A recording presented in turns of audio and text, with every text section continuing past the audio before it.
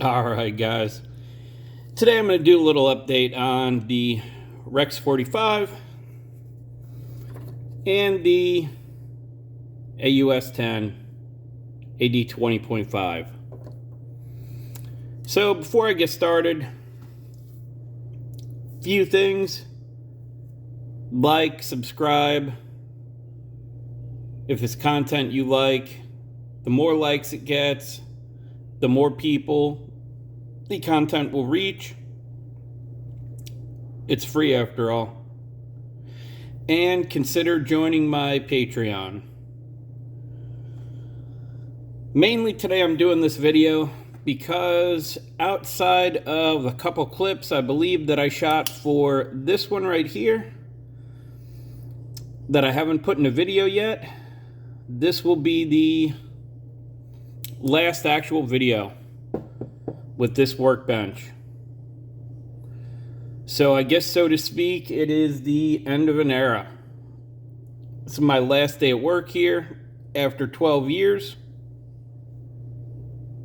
No longer be working where I have been. I will still be doing a couple other things until we get moved, but as far as my job goes, that's it. It's done. I'm excited about it. At the same time, it's kind of weird. Go to work at the same place all the time. 12 years almost kind of becomes like your other home. So I will have some things to share with you guys here soon. How soon, I can't say. But definitely have some other things coming up, and that I'm also really excited to share with you guys. But right now is not the right time. So I'll start out with Rex 45. This is, as you can see, still has that belt chatter in it.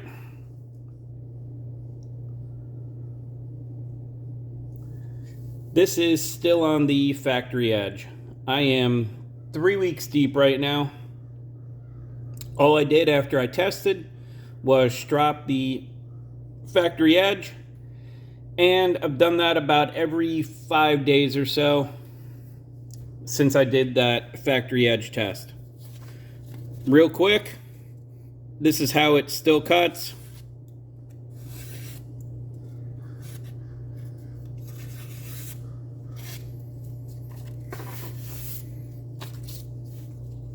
Way better than I ever expected it to be. I will include in my video whether or not I have changed my mind about Rex 45. Not going to say too much here because I've already done a few clips, 3, 4, something like that, for the actual video for this knife. So I'm not going to spoil it here. Rex 45, 3 weeks in. Surprisingly, on the factory edge. Probably one of the, keep in mind I don't use a ton of factory edges, but once upon a time I did. It's easily the best factory edge that I've had on a steel. And we'll move on to the 20.5. I did try a lanyard on there, and I have to say, not necessary. Doesn't really help you get it out of your pocket any easier. It was really easy to take out to begin with.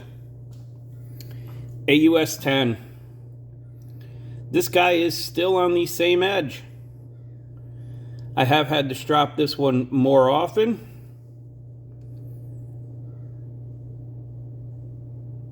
Don't believe it's on this side. You can see it on there. You can see still have that shiny spot where I tested, and have one up by the tip here. How's this one doing? 3 weeks in, that AUS-10A no one likes, well, not that no one likes, that I heard a lot of complaints about on this knife.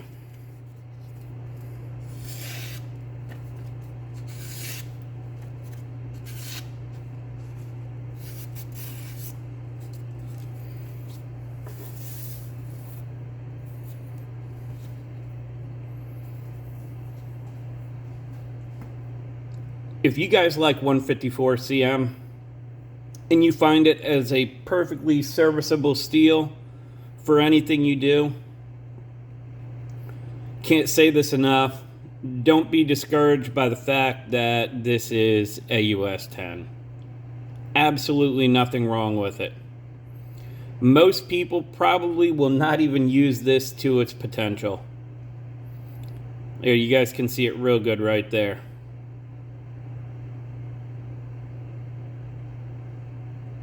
Getting all those spots along the edge. Anyway, not going to keep this video real long. This knife, this steel, I have zero complaints about it. It's done perfectly fine. The more I use it, the more it reminds me of the 154 CM on my Hogue. And it just so happened, because I did a floor job last night, works a whole lot like this.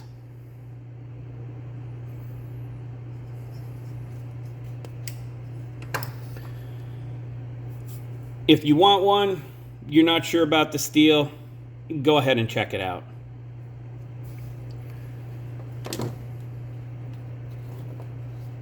Is it K390? No. Is it crew wear? No. But it's perfectly fine. Absolutely nothing wrong with it. I'm going to wrap it up here. That's all I wanted to say for this one. Oh, and look at that. That's sharp enough that it took a little spot out of the composite top of the bench here. Don't have anything else for this one. That's all I have. As always, I appreciate your time, and thanks for watching.